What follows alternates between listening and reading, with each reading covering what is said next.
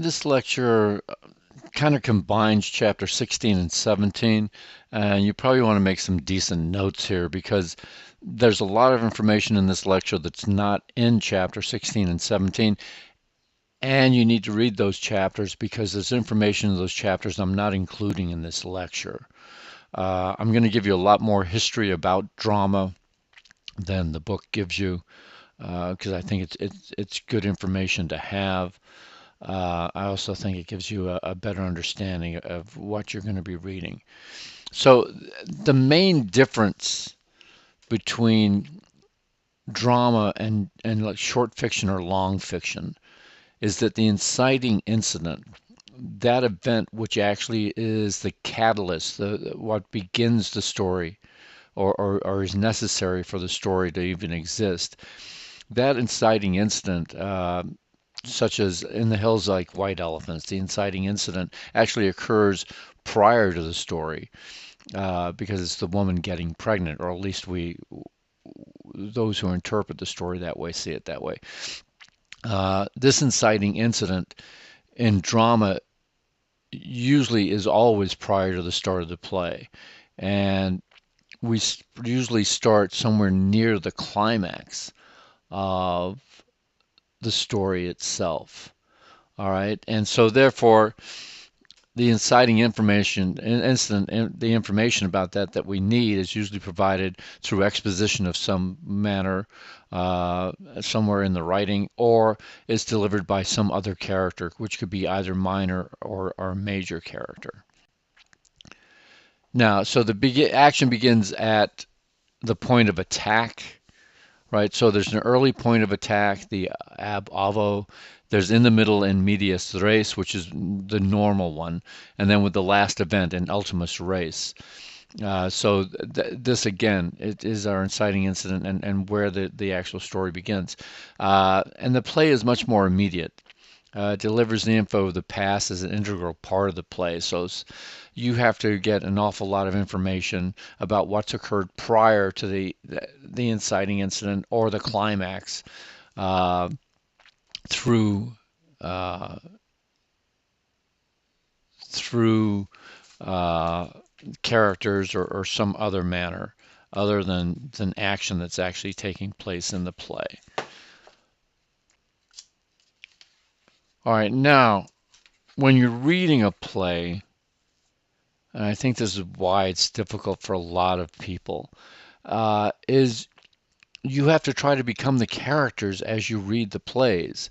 And so you have to add the voice to the lines. That you can't just read them straight through. Is it being angry? Is it being sarcastic? Is it being neutral? Uh, Example of this is once I did a scene for the Sweet Bird of Youth where there's a young gigolo with an older woman, and the director and I had a pretty intense battle over who actually had power in the scene. She thought it was the older woman, and I thought it was the young gigolo. And we actually performed the scene two ways according to how each of us saw it. And the two ways that it was, excuse me, that was performed was through the inflection of how the lines were delivered. In my version, the Gigolo delivered his lines much more aggressively. In her version, much more passively. So uh, you have to bring this to a play when you read it. Otherwise, the play isn't going to mean anything. And you have to see the play because it's not all there on the page. Uh, and this is an issue. Unlike a short story where you can read it and pretty well imagine it, with the play, I mean, there's all sorts of additional elements that aren't on the page. And this is why you have to read stage directions, the lighting, uh, how the sets are actually set out, where people stand, things like that make a big difference. What type of music may be played or not played. All right, so you can ask questions like they have on page 481 with your analysis. You're looking for the central conflict, how it's resolved, playing any secondary conflicts, that type of thing. All right, so that's when you're reading the plays. Now, going to the history of the plays.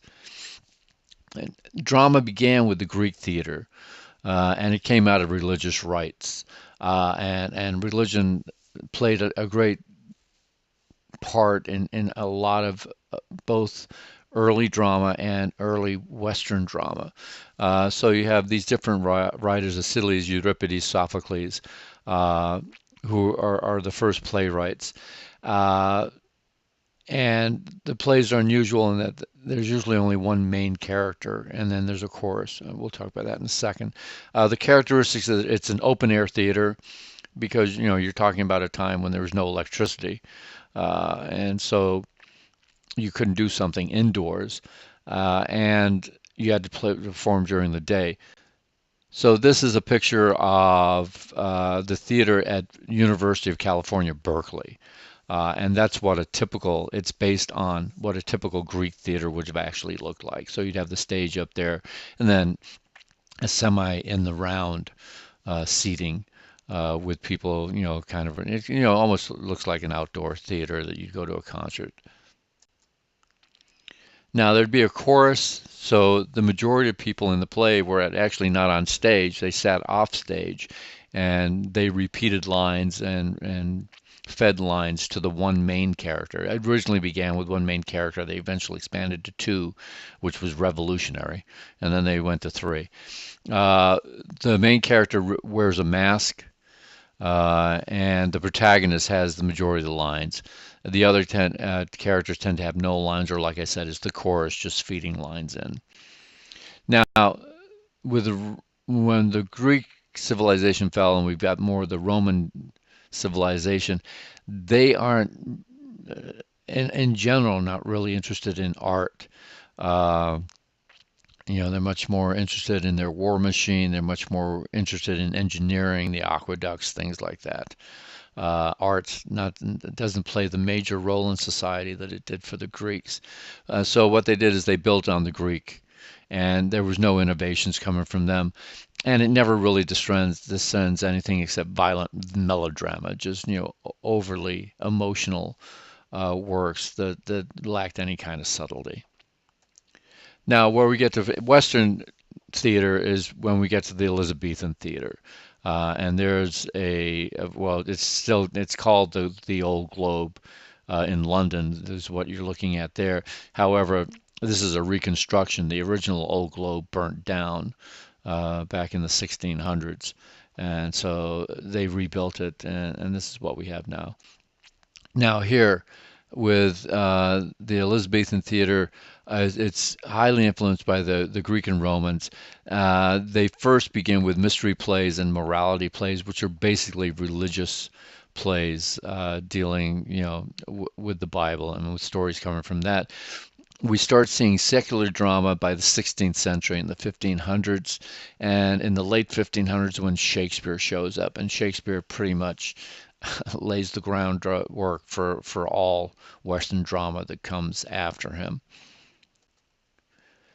Now, at this time, unlike today, where we consider actors to be demigods, they're huge celebrities. At the time of Queen Elizabeth I, they were the scourge of the earth. I mean, lawyers had a better reputation than actors. Uh, and there's different reasons for this. Many felt that they were attempting to undermine the Queen's authority, which to some extent could be true. There's things that Shakespeare wrote that were tongue in cheek or were subtly hidden with their messages, and it was against things that were occurring at the time. His history plays are great for that because he could attack or make commentary about kings that had fallen out of favor, but at the same time that what he was really doing was making commentary on the Queen Elizabeth and her court at that time. Now, the stage differences there between Elizabethan and a modern theater, that's what you're looking there is the reconstruction of an Elizabethan theater. You have this thrust stage that pushes out into the audience. There you see the audience. This is the pit. This is where the poor people would have gone, and then the nobility would have been in the balconies. It's not. Well, I guess it's kind of the opposite of today. You go see a play today, and the expensive seats are down there in the pit where you're near, and the poor people sit in the back where you can't see so well in the balcony.